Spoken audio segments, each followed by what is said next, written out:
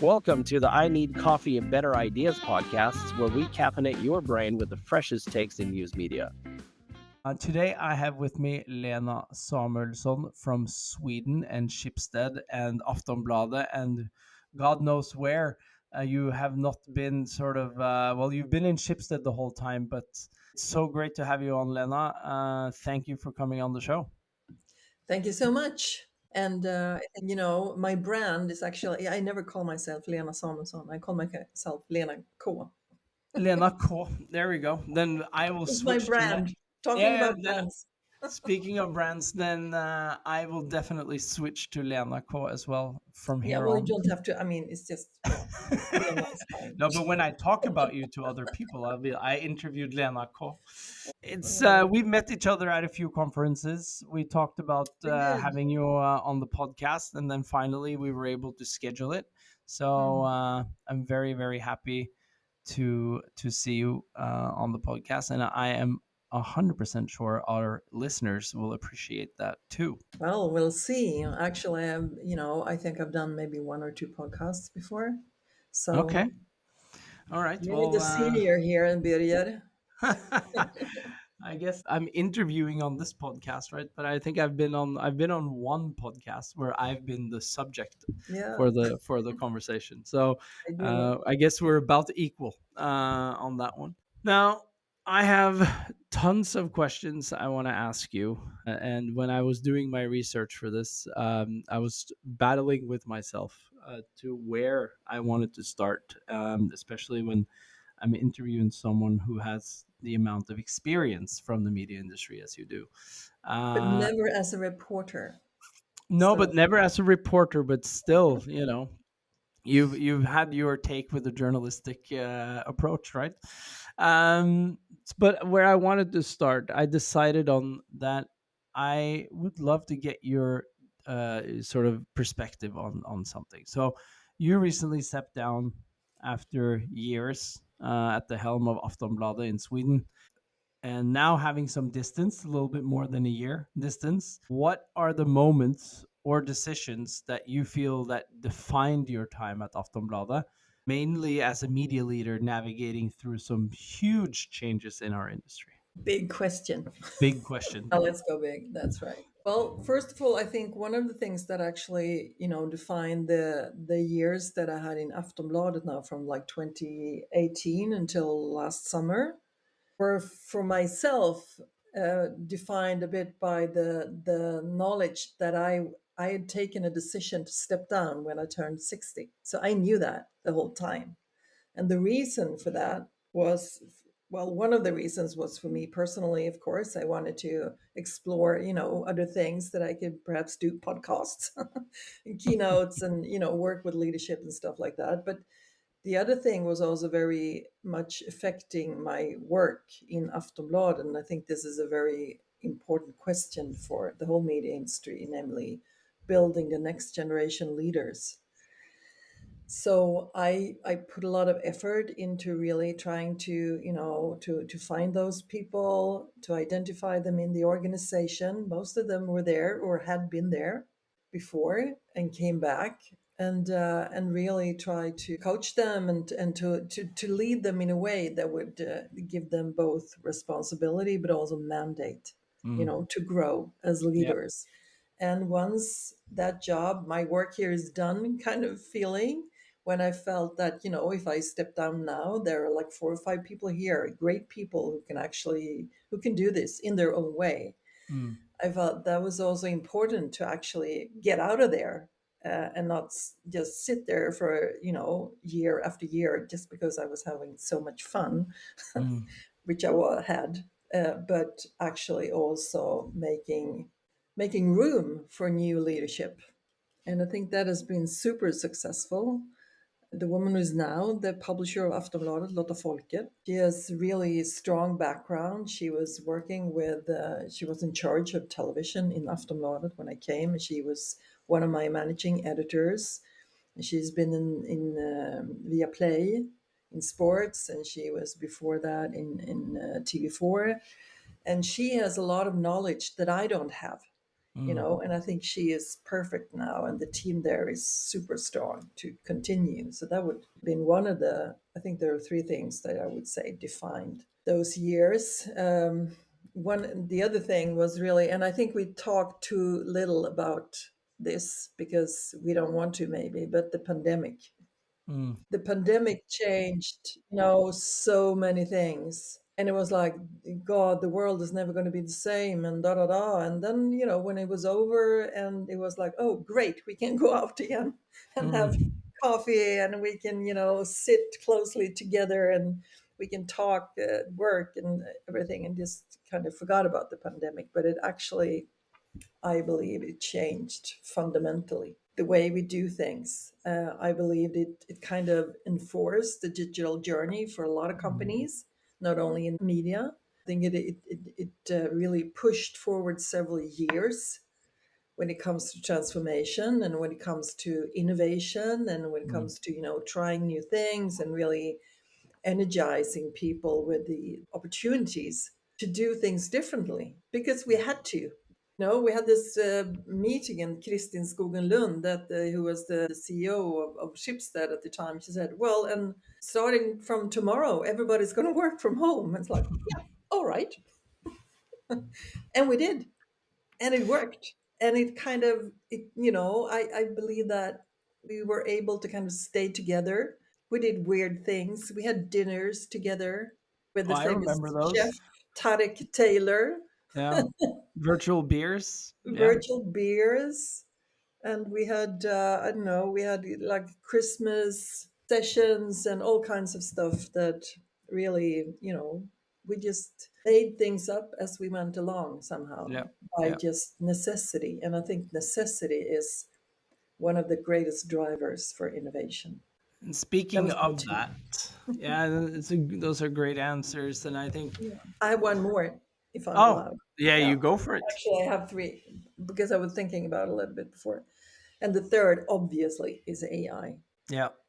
because that was like the third major technical earthquake thing that has happened during my career. In the early 90s, I was on the journey to the States with Aftonbladet's management, where we kind of found the internet, and that was like in the spring of '94.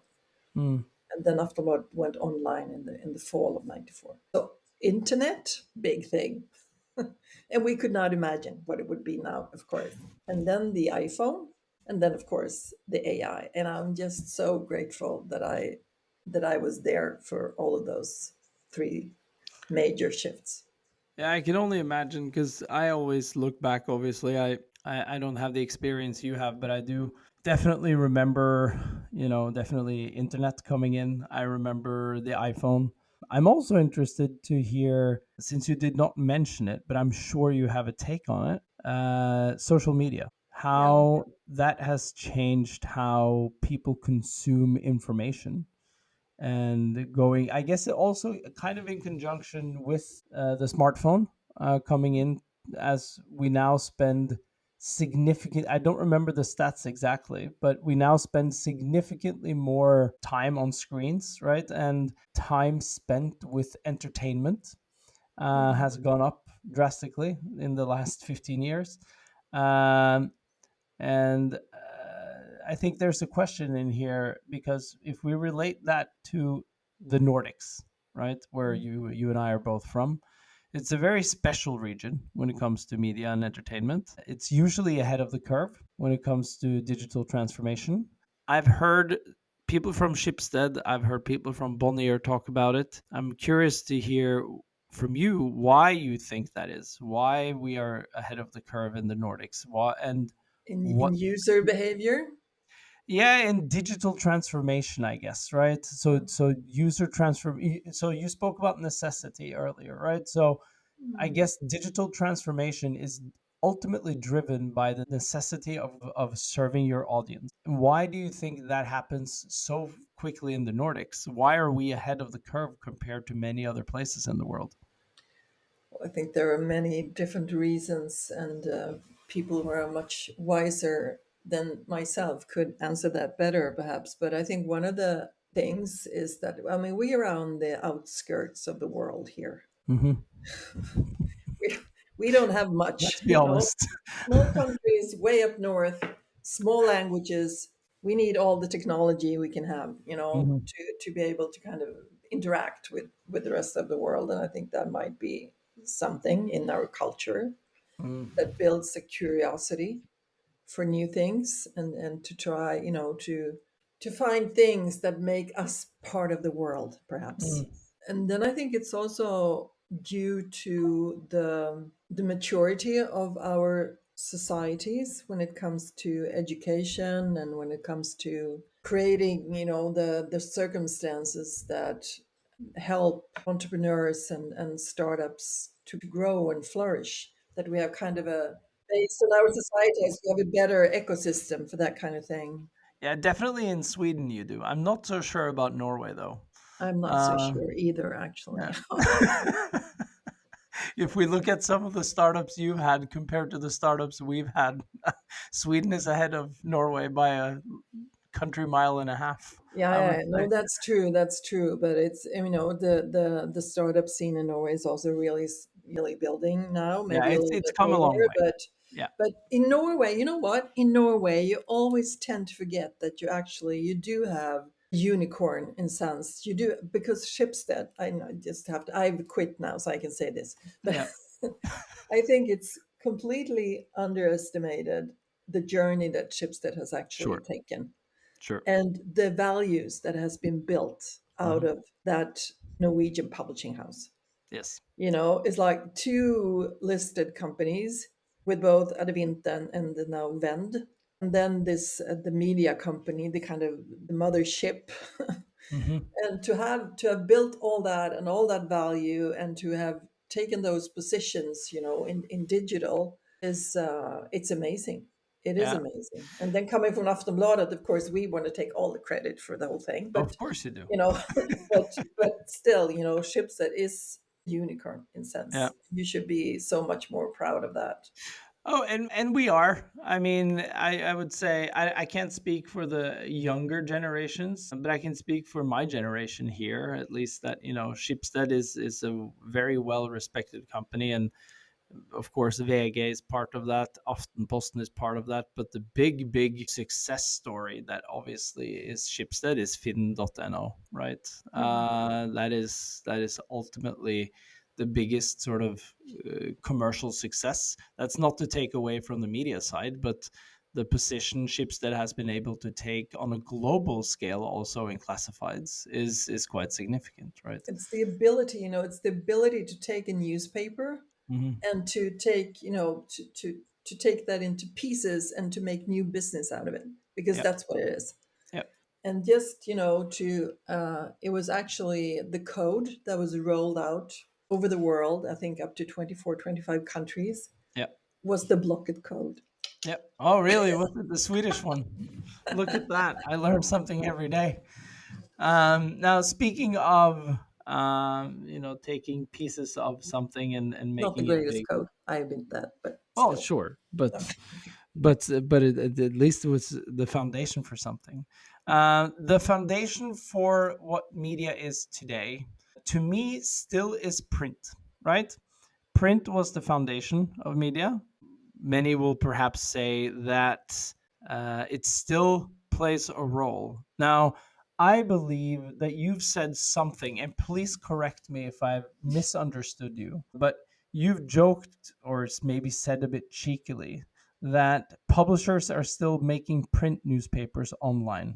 Am Yeah, I quoting you yeah, decently yeah, there? yeah. Or That's one of my, when I have, like, I do keynotes on digital culture and Mhm. transformation and leadership and stuff like that. That's one of my, stop making a newspaper online.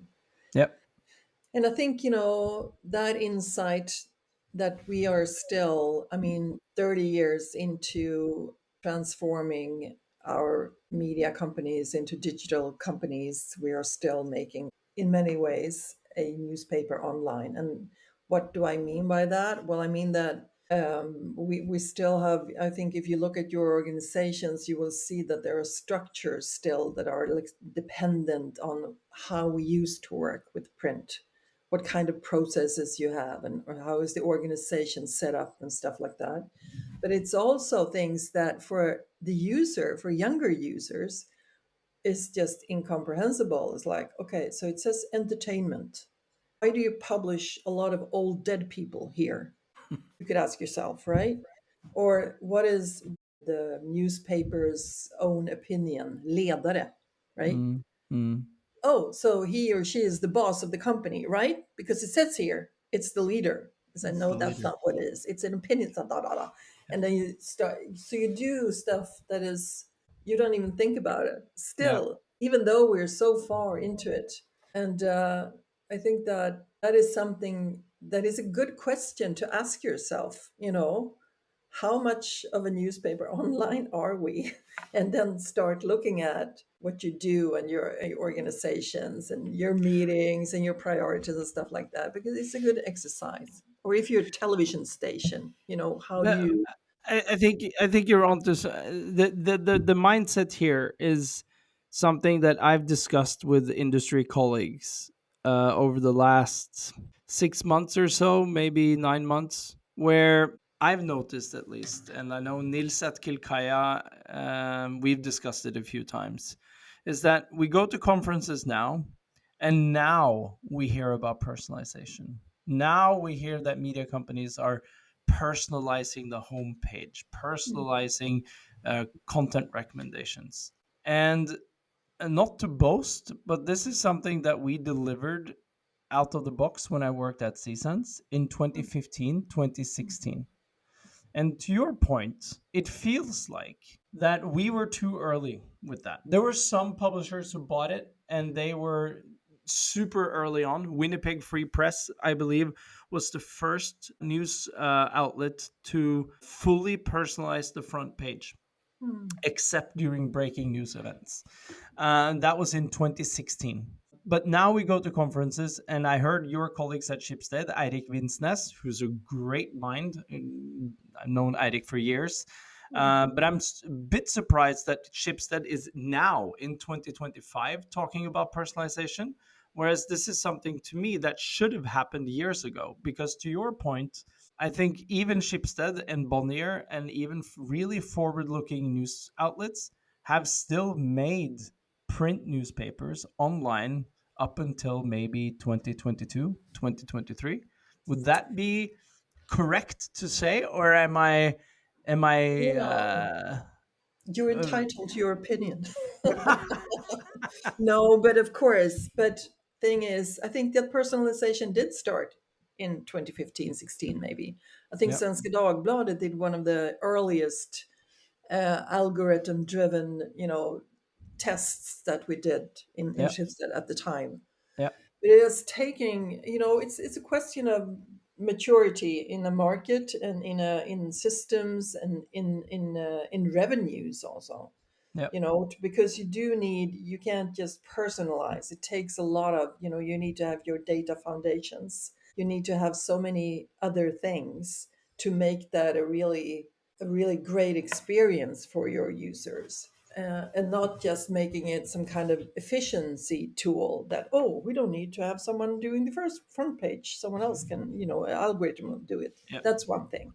yep, But to really truly personalize the content that you are exposed to, that you will consume, that will make you loyal and build a relation, is depending on so many things, and it has to be really a focus of the whole strategy to put all that effort into it. So I think it's a question of a starting point. I agree that was about maybe the starting point, 2015, something like that. But then it mm, takes time.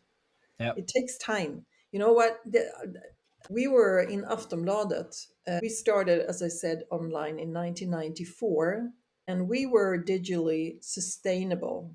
That is, we could live without the printed newspaper in 2021. So yep. it takes time. And the market has to mature for it. You have to have possibilities that maybe weren't totally in place in the beginning. But that is also an interesting point, right? Because, and I would like to get your take on that. And if you look back to 1994, Many would argue that it was a mistake to put that content online for free and ad revenue monetize it. Looking back at it now, is there anything you would have done differently in 1994 than you did? That's like, the movie Sliding Doors. I Yeah. mean, you go this way, this happens. You go another way, this happens. Who could know? Who would know? Yeah. I think it was a natural choice at the time. Yeah. But because again, I mean, people were not prepared to pay online back in the days. Remember, Yeah. We you didn't really have the could not mechanisms for use it. your credit card online. Yeah. That was Yeah. really Yeah. dangerous stuff. Yeah, yeah, So that was in 1994. I don't think my father would have even. Yeah, he would have thought that was a hoax, no, but probably. also in the beginning of the 2000, 2001, I think the Aftonbladet started their digital subscription service in 2003, Yeah, I think, if I remember correctly. mm, And because you have to have some things, some stuff has to be there yeah, so that people will feel it's possible, that it's a use case that you as a user you can actually do it without yeah. too much hassle, at least. Shifting gears slightly here, because as we have moved well into the digital era, and you mentioned AI earlier, right? The shift now to digital, if I'm to think of two words, it would be speed and scale. Those are sort of the two words that come to mind for me that affects media on an everyday basis, right? I have the privilege of working in the same building as DN.no. Dagens Næringsliv Yeah, here yeah, in yeah. Norway, the biggest daily business daily here in Norway. And That's good one. I sat in on one of their stock market edit reportings, right? And I just was fly on the wall just to see how they work, right? And the speed of which they work and how they communicate inside of a team is kind of almost like a shot out of a scene from Wall Street, right? Where they're not buying and selling stocks, but reporting on stocks, and it's just like it was intense to see it. It was so cool. But if we sort of zoom out and take the whole media industry, how do we protect that quality journalism while chasing the necessary stories and also the necessary innovation to tell those stories? Another big question. Another big question. Well, first of all, what you experienced in that meeting, I think, what is so immensely attractive about Mm, newsrooms. yes. You just want to be there. Yeah, You just I want get to be there. goosebumps from just talking about it. It's And amazing. it's a hard divorce to leave. But I can always go and visit. But mm, you said it's speed and scale, and I would argue it's culture and leadership, because AI, just going back to AI now first, Yeah. is really, it is a new technology, the most powerful we have seen, in what it will mean for us in the world and everything, how we learn and interact, and I don't know, everything. But still, it's like, it's a technology that you will have to kind of approach and find out and find your way with and learn and interact and share. And I think that we will get back to quality. But Yeah. in AI, I think that the media has been really forward leaning. I'm going to the NAMS, the Nordic AI Media Mhm. meeting in Copenhagen tomorrow. And that is such a beautiful event, because it's not all the bosses and all the leaders, it's the people who actually work with AI and all the different media companies, who interact and share openly and with each other, their experiences and what they've learned and what they've tried and what they've failed at. And it's really like a common, coming together, making an effort together for journalism. And I think that it's super needed right now, because Uh, AI is one of the things that is just taking this grip on journalism and on users and the whole user experience. And the other thing that is happening at the same time is like the downfall of democracy in places where we thought democracy wouldn't fall. But and also the kind of hatred and the fact resistance and Mm, the relationship with truth that is not just not there for a lot of people. So there are many things in societal and technical mm. that really pushes us, I think, forward to be as strong as we possibly can for journalism. And coming back then to innovation, I believe that innovation is quality. I don't think there is a contradiction. You have this quality journalism, and then you have to be really innovative and you have to put all the resources. Well, same thing, because without the innovation and without these minds that meet and share and come up with new ideas, and journalism will not prevail. So we need to really speed up even more, I think. We need to put even more effort into building the quality journalism of, for our uses of tomorrow. So new formats and new ways and personalized formats, you can listen or you can watch and you can read it and you can, interact with it or whatever, and not be stuck in what used to be defined as quality journalism. So on that point, and I've seen some use cases on this recently, and I guess I'll give Norkon a plug here as well. That we are working on some really cool AI stuff for journalists too, and perhaps also user facing AI. Hmm. Do you think that there's a place, or do you think we will get to a place where I, as a consumer, can produce the content that I consume on the platform?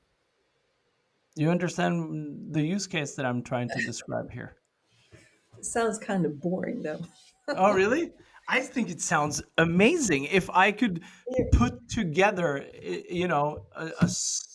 not necessarily a summary, but my own experience through my own input. I get the output of the combined experience, and Yeah, maybe yeah. I can But even that's different. interact That's with like it. personalization, next level, kind of. That's Yeah, a I different guess you thing could because call it what that. you said first sounded like I'm sitting here in my little bubble Oh, and I no, just, no, no. all the things that I want to know and talk about just comes back to me in the Yeah. way that I want it. Wonderful. Thank you. Yeah, no, no, no. You hit the nail on the head there. That's not what I meant. No, no, good. I'm glad you picked up on that. No, I mean more of me diving into sort of the experience in an even output-y way than is perhaps possible today. Do you think that Yeah, there's a future for that? absolutely. I mean, do you remember talking about the iPhone when the smartphone came? Yeah. Before that, nobody could imagine that we would be, in people's pocket, close to them the whole time, that we would spend so much time with our phones, that we Mm, would have a computer of superpower compared to what it was only, mm, 2007, close as our own personal device like this, and so small. So you can't imagine today how it will be then. You have to just start exploring and take ideas like yours here and see, well, how could we possibly try that out with what mm, we have today? yeah. How could we maybe come up with something that was pushes a little bit further towards that idea? Or maybe the idea took another other turn, and that's fine too. So just being really curious and really open, and realizing that what everything we do for journalism, and to make sure that journalism stands strong, you need to dive into AI, because if we don't, other people will, right? Yes. And so I think it's a wonderful time in that sense. It's really a tough time, of course, with the societal changes and the pressure and the fact resistance and everything, and people's truth problems that they have. But it's also a fantastic time because if we can do this right, if we can really find a way here, we can also empower both users and media organizations and media brands and journalism in Mm. itself in a completely new way. So I Are think it's you worried? But are you worried that this will become a game where only the big can win? yes, of course, we've Mm. seen that happen. Yes. But nothing, there is nothing, if you take the learnings from what happened with the internet and that whole journey, there is nothing that says that it's better not to dive in or not to interact or not to push forward. So I think it's and coming back to Schibsted now, who made the one of the many media companies, big media companies, made a deal with OpenAI Yep. and got really hammered about it. And I was Yes. like, well, leaning forward, that's what we do. Yep. That's what we do. That's an interesting point. And we were both at Media Summit in Stockholm a couple of weeks Yeah. ago. And this was the discussion where, Siv Uvik at Schibsted and Anders Eriksson at Bonnier are on different sides of that conversation. Yes. I guess it's safe to say. And I spoke to Siv after she had been on stage, and she said exactly, paraphrasing you there, where how long can we wait, right? Sitting around waiting for this doesn't make any sense. We have to it's fine that we can do something together, but if we can't agree on something together in reasonable time, then someone's going to have to make the step, right? But eventually, Google made some changes and it turned out better. And we are happy to, not we are, Chipstead is Yeah. happy to work with Google and all I think all kinds of, partners that can help us push journalism forward. I think my worry in here, in going again, I guess we'll reference Media Summit one more time. There was a lady, I forget her name. Maybe you remember, a Danish. She come, I think the small media startup is Zetland, is it? Yeah, Korsgaard. Yeah, she had a really Amazing. good, yeah, absolutely amazing keynote, right? About how you can start up lean and move forward quickly and grow relatively quickly in a space where it's a game for the big ones, but they've managed to go against the grain, so to speak. What did you take away from that No, part? I'm a subscriber to Zetland to Oh, start you out with. are. I'm Wow. a bit obsessed with Zetland. Oh, yeah. And she is not just a lady she is like the founder, one of the Yeah, yeah, founders, and the editor in chief. And yeah. really, they have created something completely new. And the relation that they have built with their users, their members, Yes. is something that we just sit around talking about in media company, bigger media companies. So they have really been able to understand a user need and they kind of hit the nerve. And from the beginning, it was like more text based. And but then they realized, okay, so people want to listen instead, and they just kind of dove into that. Yeah. And I think it's a fantastic experience, and they really work so hard on building that relationship with newsletters, and they really how they select the stories, and it's fantastic. I had the privilege also of having Jodie Hopperton on the podcast. She was Mm, on one of the first episodes, and we discussed what startups can learn from big companies, but also vice versa. And I yeah. think you just touched on that, right? What the big media companies can perhaps learn from the companies like Setlan Mm, is pivot quickly when a user need changes from text to audio, for example. mm, Being able to make that switch as quick as they did. I think many bigger media companies have struggled to make that change as mm. quickly as perhaps the needs of the user changed. And that, building on that, I think is one of the secrets or the secret sauce in the Schibsted success, because Mm. very early on we decided to invest in small digital companies and built the whole Schibsted growth portfolio. And of course, all those companies they build relations with consumers in different ways, so different kinds of services. And but of course they affected the whole organization to have so many entrepreneurs and startup people and that kind of culture Yeah. embedded into the big one has absolutely been, a driving force for the whole, journey that Schibsted has had. Now, you've seen the rise and the disappointment, and we've briefly touched on it already. But the rise and disappointment of platform dependency. My question is, do you think that reader revenue, and perhaps especially subscriptions, is still the right bet for large mass market publishers? Absolutely. Yep.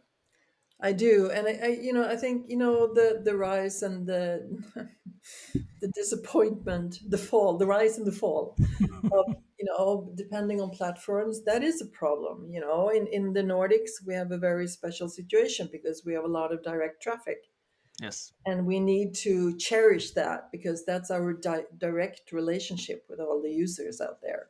And upon that, we can build all kinds of businesses: subscription, advertising, affiliate businesses, whatever, leads here, new stuff. So that is super important, to not be too dependent on platforms. Then again, in different markets where you don't naturally have that kind of, the direct relationship, you have to be able to, to search, to kind of navigate. You need to navigate the platforms, and you need to learn the how to use that kind of ecosystem, and not just see it as, it's marketing to be out there. Absolutely, it's marketing, but you need to understand how can we really get those people into our destination. And I think even though in the Nordics and Scandinavia we have very much direct traffic, we are facing the same challenges that, this is a bit over the top, but like BuzzFeed, all of a sudden you lose everything, right? Not going to happen that fast with us. But if we cannot capture the younger audiences, Yeah. that's going to happen here too. So, we have to navigate the platforms and learn how to use that kind of ecosystem in the best way to really lure them into No, our but own sites. we see that as well, right? Across our customers, we have a gamification product that has huge engagement. We have a stock market solution that drives tons of engagement because it's rewritten how stock market news should be consumed in a significantly more UX friendly way. But I Mm. think also looking at, to your point, the younger users, right? They consume content in a different way. Shorter form content is more important to them than longer form content.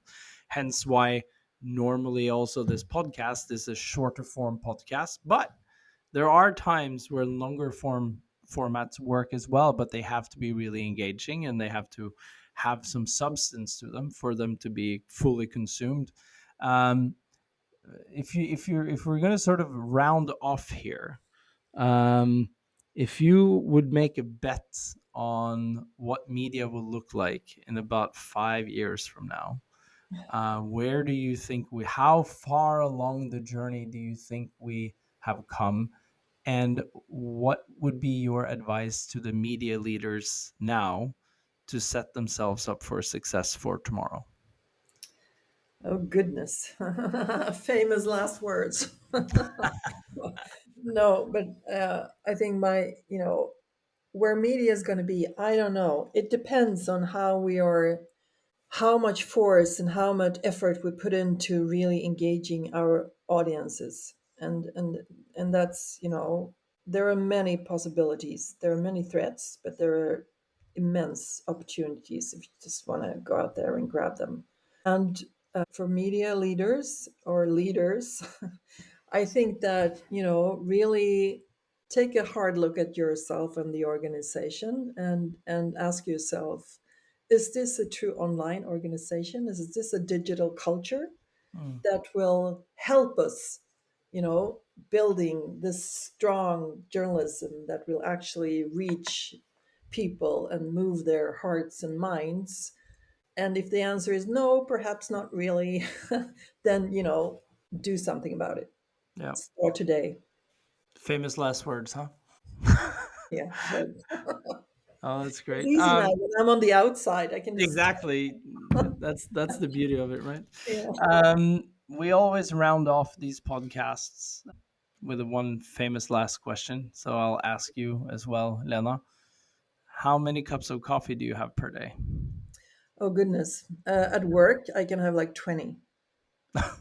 Yeah. That is No the highest problem. number so far. At home, I don't know, not so many, Yeah, but maybe 2, 3 cups a day at home. But I've become, you know, it doesn't affect me so much anymore. I just, yeah, that's because I was a night editor back in the days, because you would just stay up all night and you would just drink coffee, cold or old or whatever, just drink it. yeah. As long as it had caffeine in it, right? Yes. Yes. Lena, or Lena K, as I will say from here on. Thank you so much for taking the time to speak to me today and being on our podcast. We really appreciate it. And I think there's been quite a lot of nuggets of information in here that perhaps our listeners Like will appreciate. Yeah, yeah. slight Thank one. you. Thank you so much, Peter. It's Yeah, been fun. I'll see you at the next conference.